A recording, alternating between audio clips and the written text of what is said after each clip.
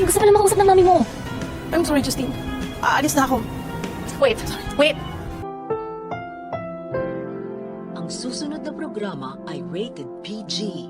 Ito ay nangangailangan ng patnubay at gabay ng magulang para sa mga batang manunood.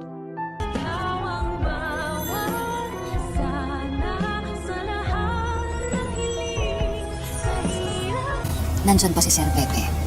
Gagaling siya.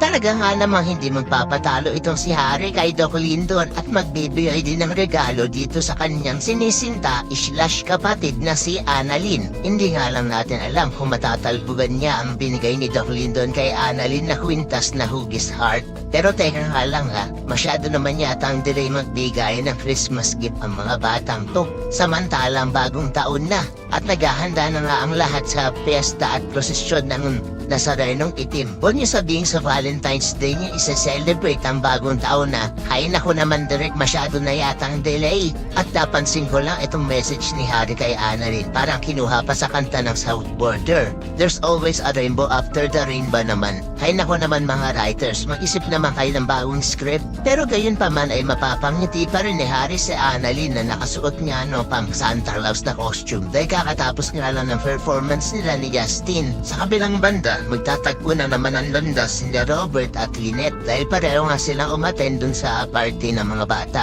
Nanghihinayan si Robert dahil hindi man lang daw nakita ng kanyang tatay Pepe ang kanyang mga apo na sila Justin at Annalyn na magkasama. Pero ang paalala ni Lynette kay Robert na hindi pa naman daw patay si Lolo Pepe kaya naman may pag-asa pa rin makita niya ang kanyang mga apo. Pero parang nawawala ng pag-asa itong si Robert at sasabihin niya kung paano daw kung hindi na magising ang kanyang tatay. Samantala, nang makita naman ni Justin ang kanyang nanay Giselle doon sa venue ay parang papaalis niya pa ito.